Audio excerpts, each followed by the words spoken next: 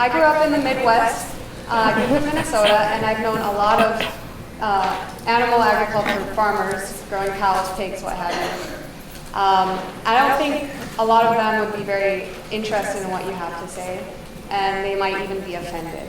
Why do you think this topic is so controversial and offensive to some people? I think that's what makes my topic just one of the aspects as to why it is so controversial. Because of this embedded belief and system that we have in our American society of, farming and raising our own livestock, this Western culture that we have. And that's just one aspect as to why my topic is so controversial. And to those farmers, I would say that you can never humanely slaughter an animal that does not want to die. Humane is to have compassion or show benevolence. Slaughter is to kill and to butcher. Watch the videos. We'll see and hear that they do not want to die. So although American farming is a deep part of our past and our history, doesn't give it an excuse that we need to carry it on today.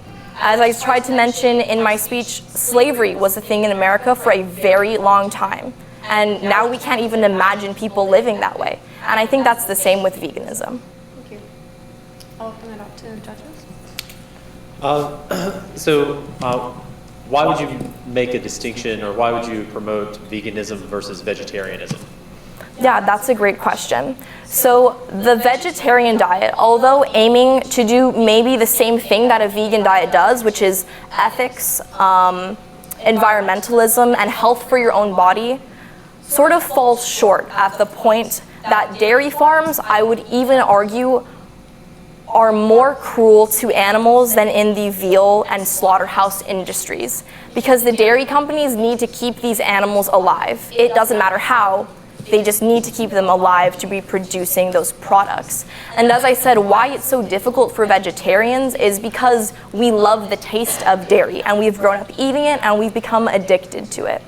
And I think that after cutting out dairy from my own diet, of course it was difficult at first, but now we live in the 21st century where people make vegan cream cheeses and pizzas and yogurts, and you can have any of those tastes that you want if you're on that vegetarian diet with the vegan diet today. And would you say this is limited to just industrialized societies, or would you apply this to cultures where they're maybe not pre-agricultural, like Native Americans would have been years ago, but societies that don't have the same kind of financial capacities or having cultural rootedness in sheep herding, for example? Great question. So I'll answer that in two ways. First, to address the Native American aspect of it, those tribes had a great reverence and respect and sorrow for what they were doing.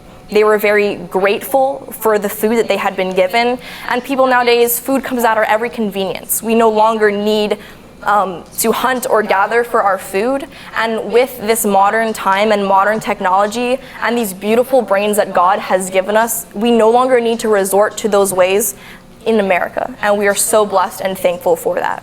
Now let's take, for example, a third world developing country that does not have all the resources that we are so privileged to have in America. By choosing to eat meat and dairy, we actually take that option away for those countries to have a choice in even eating vegan, because the grain and crops that they grow there, we take to feed our livestock. It's sort of this perpetuating cycle of food being fed to food that then we eat. Instead, I'm suggesting that if we got our resources directly from plants, it would save those third world countries all of the grain, all of the crops that we have been taking for our own animals, and then give them that option and more plants that could be interworked into their own diets. Very good. Other table? Can you just explain why eating honey is not considered vegan? Of course. So I did not mention the talk of honey in my speech. So honey it's not considered vegan because it is an animal byproduct. And honey has no nutritional value that we need in order to survive. So I just want you to think about this for a minute. For one bee, it will take its entire lifetime to produce just one spoonful of honey. Now, of course, this is accumulated when you add a hive and many bees, of course, adding to a larger production of honey. But that honey that they produce in farms, when bee farmers go to get that, they'll gas them, and if they're lucky, they're disoriented or they will die. And that is still a disruption of what is currently happening, and bees produce that for themselves and for other animals, and humans do not need that in order to survive. If you like the taste of honey and you're looking for an alternative, maple syrup, agave nectar, all beautiful plant foods, and they all taste equally as great. And also, during your research, is there anything that you've struggled, like the responses, a lot of times people will, I'm just one person, I don't know if it's really going to make, that's usually a thing universally with a lot of topics. Yeah. But did you find anything or responses biblically that you actually really struggled with, or communication with in that way biblically? Yeah, so I have two answers for that. So the biggest thing that I struggled with biblically is that in Trinity, as I was sort of developing and becoming a new vegan, people would often tell me, Jesus ate fish, end of discussion. And that sort of shut down the discussion for a long time, and I wrestled with this problem greatly, and I couldn't understand why I couldn't see a way around this topic. But I think that I have an answer for those of you now today. And the answer to that is Jesus does things that are descriptive and prescriptive. Descriptive things about Jesus are things that describe him, like eating fish, wearing sandals, speaking Hebrew, and having 12 disciples. Now, if we use the argument that Jesus ate fish, then so should I. Jesus also had 12 disciples. We don't. He spoke Hebrew. Most of us don't. So the prescriptive things about Jesus are the things that Jesus calls us to do, such as good works, caring for others, his actions, and his parables. Those prescriptive things are the things that Jesus calls us to do, not the descriptive things. Now, when I was also first becoming vegan, there was no other vegans around me, so I really didn't see what I was doing having any impact in any way, and it sort of felt hopeless. And for those of you who might be having the same question, I want everyone in this room to think of themselves as a drop of water and the rest of the world as an entire ocean. When you add that drop of water into the ocean, no matter how small that drop of water might be or how vast that ocean might be, it creates a ripple effect. Now, you add that drop of water to the thousands of other vegans in this world, and it accumulates to a thunderstorm. So even if you aren't seeing the direct impact in your everyday life because you might be the only vegan in your circle, in your family, in your friend group, you are adding to a much greater cause that goes beyond what we can just see in our everyday lives. Great job. Hi. Hi. Great speech. Thank you. Thesis, it was wonderful. As a vegan, I can relate to you immensely. What was the turning point for you? What was the epiphany you had that made the change in your life? That's a great question. So I was 16 years old, I was a sophomore, and I was a hippie. I loved the earth, I loved it so much, and I watched a lot of YouTube videos about other people who liked the earth, and I stumbled across a YouTube channel called Ellen Fisher, and she's a mother on Maui. She has an entirely vegan family, and she has raised 3 vegan children. And I just liked watching her videos for the things that she did, and the veganism never stayed with me. And as I claimed to love the earth and animals so much, I wanted to know a way that I could give back to the earth in a really big way. And as I was brainstorming, I was like, I could do an art project about plastic or all these different ideas that I had. And one day it just clicked. And I was like, Mom, I'm going vegan. And she was like, don't you want to ease into it, go vegetarian first? And I was like, nope. So it was a full overnight turn for me, and I never looked back. And I know for some, it might not be that way, and that's all right. If you want to ease into veganism by maybe slowly, we shouldn't really think of it as cutting things out of what we're currently eating. We should think of it as sort of putting different things in. Our society has ingrained in us from birth that they think veganism is restrictive when we can't even think about eating a diet without meat or dairy in it. That's what's restrictive. So I think that the turning point for me was when I was looking for a way to help the earth, and then I stumbled across videos on the internet about veganism, and I threw myself into research, and that's sort of where I am today. Very good. What do you plan for the future, for your future, as to continue to affect change? That's a great question.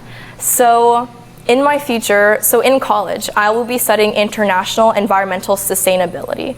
And veganism and environmentally sustainability kind of go hand in hand. So with this ripple effect that I'm having today on all of you and just sort of planting that seed in your mind and letting that message be spread, I hope to do that through college, through people that I meet, and through the job and workforce that I plan on entering. Very good. Thank you. Any other questions from the judges?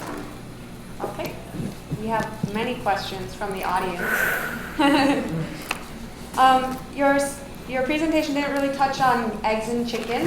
Someone has a question. How would eating eggs be harmful, disrespectful, or abusive to chickens? That's a great question. So the egg and chicken industry in farmhouses that we all buy our eggs from the store contribute a great deal to animal cruelty and suffering. Those hens and chickens will not even see the light of day. They will be crammed into a cage and have their beaks seared off and their feet broken so that they do not harm any of the other chickens that they are crammed with. And a chicken or a hen is valued on how many eggs she can produce. So once she sort of starts to decline that production, she is then deemed as worthless to the egg industry and then slaughtered for food. So I would say in that way, in those big industries, is how we contribute to animal suffering. Now, I know that a lot of people might be thinking, I have my own chickens and, I'm not cruel to them in any way. Why is it wrong for me to eat an egg, an unfertilized egg that she simply, just laid? Well, let's think about it. An unfertilized egg is a chicken's period. So that's really what we're all eating. And you can replace this through a vegan diet with tofu that is equally packed as protein. You can have the same taste of scrambled eggs. Also, once a hen will lay that egg and it is not fertilized, some hens actually mourn for that, or some hens will actually consume that egg for nutrients that then go back into her body. So either way, whether we're buying them from a mass-produced company or we're doing it in our backyard, they are both have detriments. Thank you. The fast food industry is a large contribution to our economy. Do you think that the vegan diet can achieve the same convenience and cost factors? So I think that just like with new technology, new innovation, that when cell phones and computers first came out, they weren't accessible to everyone, only the wealthy could afford them. And as veganism grows and becomes the message more spread, there's a demand for vegan products. Now, talking about the expense of veganism, as I said that it is an investment for our own body, when eating a standard American diet might just cost you your life. So we really have to weigh the pros and cons there. Now I think that as there becomes a demand for more and more plant-based alternatives and more people continue to buy things, the price of those will go down. So some of the cheapest things that you can buy in a grocery store are vegan. Beans, pasta, rice, mixed vegetables, PB&J sandwiches, those are all vegan, inexpensive, and easy to make. But you might be wondering about like the fresh fruits, the vegetables. If you shop smart, sales, you buy what's in season, those aren't the costly things in a grocery store. Seafood can go up to $25 a pound, rich like exotic meats, that's what's expensive. So when we weigh the pros and cons of the cost in our life, and when we look at billion-dollar corporations, like fast food industries, it's really sad that we see that in our society, money is what's valued over our ethics nowadays. And I believe that we should raise our children with compassion and with love and understanding and begin new generations with that understanding. Thank you. There are case studies proving that meat and dairy have caused terminal or restrictive illnesses that were cured with a plant-based diet. Did you find any of those case studies in your research? I did. So I came across a man whose name was James Aspie. And he was a personal trainer and he got diagnosed with cancer. And he was told that he had 6 weeks to live. And I know this is an extreme case, and there are many other cases like this as well, maybe not to the exact degree. And in his desperation for life, he said at that time, he was looking into any way as to try to solve this problem. And when he stumbled across a plant-based vegan diet and was told that it could potentially prevent or reverse some of the diseases that he had been diagnosed with, he fully threw himself into a raw vegan diet, and he is extremely healthy. He is a well-renowned vegan advocate all around the world. He's a cancer survivor, basically. So yes, through a lot of diseases and illnesses, we can find, that sort of second chance or that hope through a vegan or plant-based diet. Meat can be grown in a lab. Would you agree with this, or do you think it's ethical? Yeah, so there's, with new technology and innovation, it is crazy and insane and awesome about what we are capable of doing. So the Impossible Burger was created, and it bleeds like real meat, and I've had it. It tastes like real meat. It's kind of scary, actually.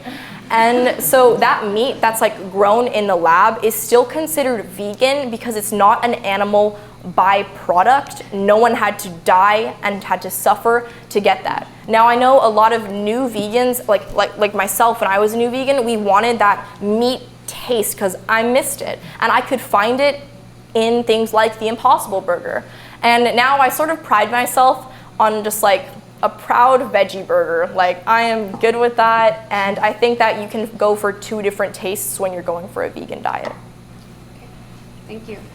I have one more question for myself. Mm-hmm. You mentioned that the UK actually is promoting a plant-based diet at this time, or some people in the UK.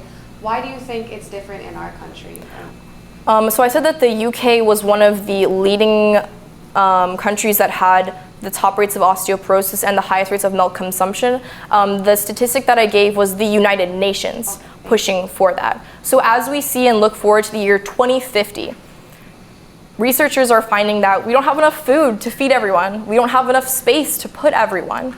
And as we're like struggling with now this sort of looming threat to our humanity that's coming at us, we're looking at other and alternate ways that we can sort of reduce our impact on the earth, as we're seeing global warming have horrible impacts on our earth. So that's why the United Nations is pushing for a global meat and dairy-free diet. It's the fact that we want to now repair the damage that we've done, and those initiative steps that they are taking are good, healthy, and reparative, and as world leaders, they are really leading that new way into compassion that we are seeing. From the audience, do you think it's realistic to expect laws to change the products that farmers receive tax deductions for to accommodate and encourage more plant-focused agriculture productions in the United States? I do not think that any federal or state law should be implemented to promote a vegan diet or to say that you have to eat a certain way. Just as with Christianity in America, we do not say that it is illegal to not be a Christian. We're not forcing that faith on anyone.